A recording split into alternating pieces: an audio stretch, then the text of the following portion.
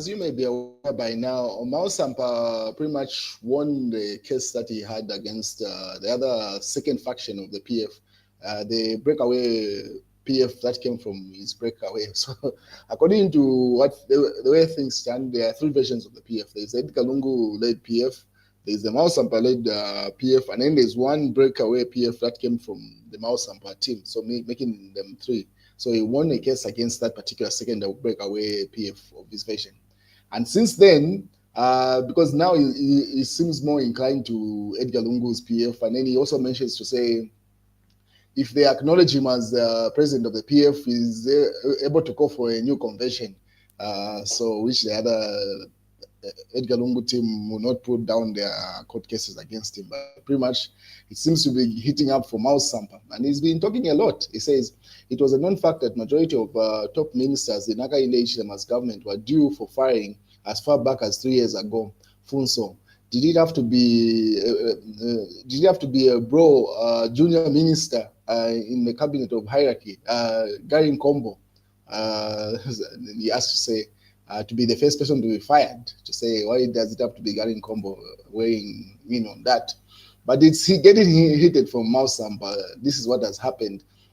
Kalemba and other platforms have been posting the legitimacy of him being PF president, which team had questioned to say the conference that he called Conference Center at the time he became a PF president was illegal. Now you can see media that is alleged to be more inclined to the state. Now they're bringing up the same points that the Edgar Lungu team had brought up to say, look at how the elections were conducted, the number of counting there, the statistics are not coming out proper. This is according to Kalemba, says Sampa won a Patriotic Front presidency with a landslide, and then they laugh it off there. You can see the shade that is coming through that.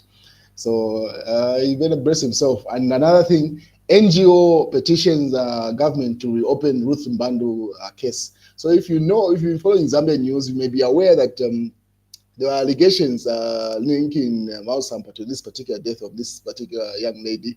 Obviously, he was found innocent and the case was closed at some point.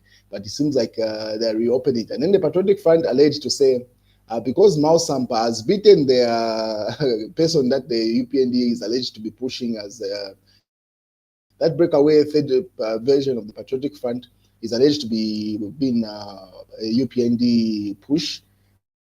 And then he says that it's because they cannot beat Sampa in court. Now they're trying to bring up his court case, this particular case of Ruth Mbandu, through that particular NGO there. And then Chief Etayari weighs in about the Ruth Mbandu case. So Chief Etayari says, in the interest of justice, I fully endorse the reopening of Ruth Mbandu case. I do not care whether the United Party for National Development, UPND, is using this case for their political for political games, but I fully support the reopening of this case like yesterday. That's Chief Etayari. In my book, I viewed some of the evidence and spoke to a few people. I am convinced that the real perpetrator of the heinous crime is out there. The girl did not deserve to die in manner. And then he highlights the NGO that has pretty much demanded that this case be reopened. So yeah, that's what I like it to happen. Somehow somebody brace himself for a fight. It's about to come to his doorstep, even if he's not ready. What is Gary Nkombo? He's still making news after being fired last Friday, and then this Monday he's about to get heated. I'm pretty sure he has to take the back bench in Parliament. But Gary Nkombo is not one to walk away from a fight. Just the way he handled the whole situation and him being fired, I'm pretty sure he's likely to be even the first people to go to Parliament and sit it out.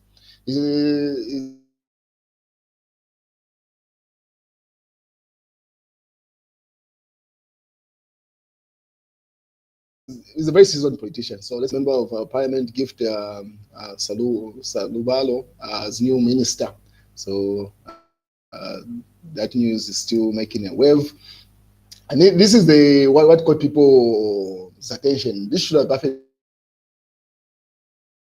either on Saturday evening or Saturday morning, where Gary Nkombo hands over power of office to one sworn-in officer, newly appointed Minister of Local Government and Rural Development, gift Smuza Sayulubalo or something like that. I'm here to learn his name.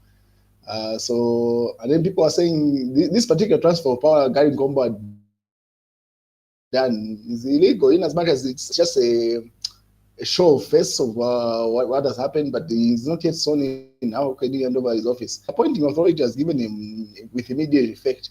Anyway, that's just a debate, political debate going around. Laura Meet was also waiting. How did former Minister Gary Nkombo hand over office to an individual who is yet to be sworn in? I guess the whole camera exchange of the baton was meant to show maturity and lack of resentment and moving on. That's all. But Sailuwalo is not yet minister. He shouldn't have access to official staff. I'm surprised he even agreed to the whole thing. So she says, as much as the guy Nkombo's intention was simply to show face to say he holds no hard feelings and holds no grudges against President Hakainde Hichilema for firing him from that ministerial position. So he called the new appointee for him to hand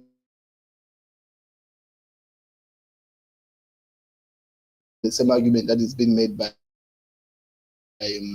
Emmanuel Mwamba there, say they're breaking the law, breaking oath of office there. And then Shifetari says, don't shoot the messenger. Gary Nkombo has not been fired because he poses a threat to Hakainde Hichilema, but a contract awarded to some company, Anti-Corruption Commission, might be knocking on his door soon. Details later. So Shifetari sometimes just shoots in the dark. I highly doubt there is any credibility to that particular information that he's sharing there to say those are the grounds for Gary Nkombo being fired. I'm pretty sure politics, a week is a long time. This week, everything will fall out. Gary might prefer to stay silent, but actually his opponents will start leaking out information. But I highly doubt it's because of that he's been fired. But the truth will definitely come out this week. Whether he prefers to stay silent, someone is going to divulge why he's been fired. So he says it's not because he poses a threat to Hakainde Hichilema. Another point of view, Reverend Walter Mwambazi says, amazing display of humility in the face of shame. This has won my heart. Lesson learned here. So people, Reverend Walter simply credits Gary Nkombo to say what he displayed there is a level of maturity because, being fired. Gary Nkombo is a seasoned politician. Whoever is underestimating him, he knows what he's doing. He definitely knows what he's doing. So he's simply crediting him. So you can see 2 points of views here. Others are saying it's an illegality. He wasn't supposed to do that before that particular new minister was sworn in by President Hakainde Hichilema. But anyway, others are saying that was the highest display of maturity in the face of shame.